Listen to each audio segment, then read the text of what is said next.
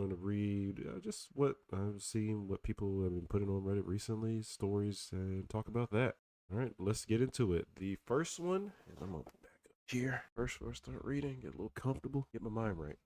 Again, if you have trouble with this content, please tune off. If not, let's go ahead and get started. Taken by his father, where is 4-year-old Alexander Sol Olive? South Lake Tahoe, California, November 9th, 1985. I hate the ones about the kids. Alexander Sol Olive, or Olive, was born on May 16th, 1981 to Judy and a man named Ulysses Roberson. Judy was a delivery room nurse at a hospital in Houston, Texas, when she met Ulysses and his sister. The sister was at the hospital to give birth, initially believing they were a married couple named Mr. and Mrs. Tony Rich. Judy soon learned they were siblings and that they ran some kind of astrology business out of their home. The pair soon invited Judy over to their house to do her astrological chart for free. Sounds like another plan there. Ulysses and his sister gave Judy some forms to fill out before their meeting, but the forms had some odd questions on them, such as, when was her last menstrual period? What? Did she have any debts? And what were the financial assets? All right, let's pause there. What does that have anything to do with for I guess the astrological people out there? Does that have anything to do? I thought you just read signs and you're good to go. I could be wrong. Interestingly, Judy was invited back to the home 22 days later. I would not have gone back. And she did not realize that the date had been carefully selected based on her menstrual cycle. After consuming a mixed drink that Ulysses, although at this point Judy still knew him as Tony. Oh yeah. Oh wow. Okay. That Tony made. Judy seemed to fall under his spell and they went into his bedroom.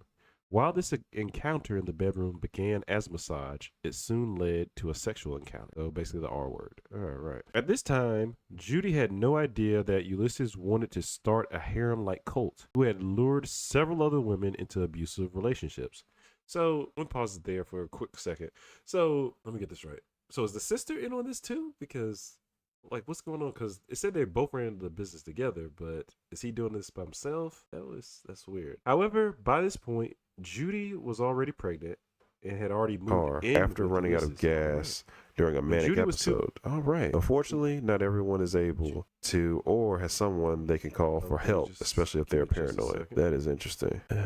Just a second. I just got something. Let's see. That is insane. Let's go ahead and continue. When Judy was 2 months pregnant, her family managed to get her out by hiring a cult deprogramming group to come rescue her. Judy then moved in with her older brother in California, and on May 16th, 1981, Alexander was born. Never knew there was a deprogramming group. Judy's family thought that she was done with Ulysses, but in reality, she'd written him a letter when Alexander was born. Is that the Stockholm syndrome that people talk about, where you get attacked but you still go back to the attacker? Probably is. I'm not sure. This letter would result in Judy leaving her brother's home and moving back in with Ulysses. When Alexander was 4 months old, she moved back in when Ulysses was 4 months old. To top it all off, Ulysses decided that Alexander would now be called Salam. Judy, at Ulysses' insistence, went back to work as a nurse and would sign over her paychecks to him. What? There's some other mental stuff here. Because I guess I will never get it, but I don't get it. All the while, Ulysses was luring other women into his cult and doing other scams. By 1985, Judy began to have some concerns, really. While she remained in San Francisco, Ulysses and the other family members moved to Seattle. While in Seattle, Ulysses would be arrested for child abuse, and he would flee, leaving Alexander and many of the other kids left in foster care after being dumped by Ulysses in Sacramento. Judy began looking for shelters to stay in with Alexander. But since she was in San Francisco and Alexander was in Sacramento, she could only see her son on weekends. She should have moved him back in. During the same period, Ulysses began acting incredibly paranoid, carrying a gun, and talking about Alexander having a demon inside of him. Oh boy. In early November 1985, Ulysses took Alexander to South Lake Tahoe, California. Judy never saw her son again. By December, Judy went to South Lake Tahoe to confront Ulysses about Alexander's whereabouts, but instead, Ulysses assaulted Judy. He broke her jaw and fled again. Ulysses would be arrested in Los Angeles for assaulting Rosemary, and it must be another woman. After Ulysses was arrested, Judy obtained a court order stating that she had custody of Alexander. Usually the women get that pretty early on. In 2001, a witness, one of Ulysses' other girlfriends, came forward stating that they saw Alexander floating lifeless in a bathtub. Yeah. This witness also stated she went on a car ride with Ulysses, in which he stopped at several locations around Lake Tahoe. Also in 2001, some of Alexander's blood was found on clothing that had been in Ulysses' van. Ulysses was charged with Alexander's death in the fall of 2001, but wasn't put on trial till 2009. I wonder why. In December 2009, Ulysses was convicted of second-degree murder and in the death of Alexander. However, the boy's body has never been found. At the time when he vanished, Alexander was 4 years old. He stood 4 foot tall and around 35 pounds. It says he's biracial. He's Caucasian and black. Has red auburn hair and brown eyes. He has a birthmark on his left calf and scars on his ankles. Jeez, that's sad.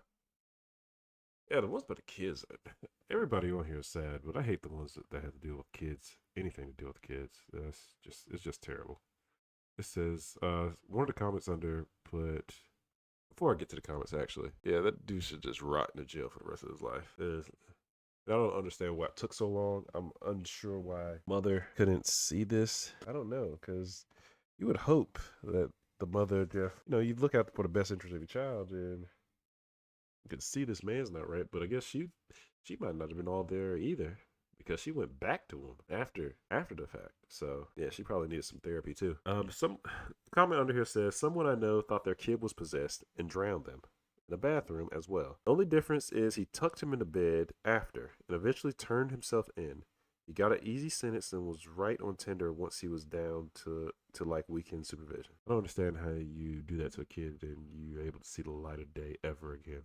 I read the first article. Okay, no. This is tragic. Within the first few sentences, his age, the symptoms, I knew this was a schizophrenic outbreak.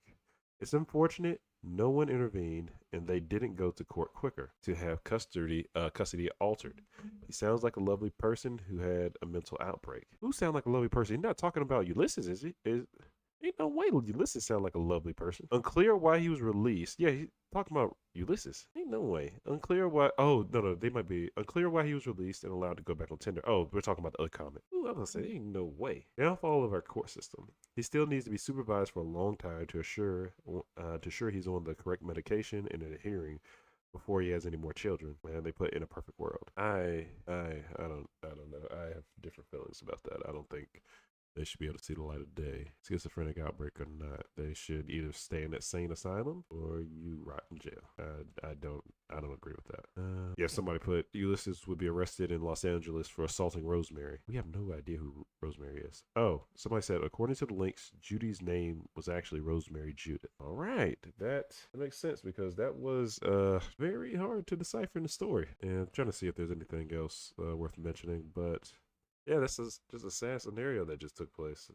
Well, not just took place, took back in the 80s, but still, man, Ulysses should be just rotting in prison if he's still alive, in my opinion. But hopefully Alexander is resting in peace and doing well. All right.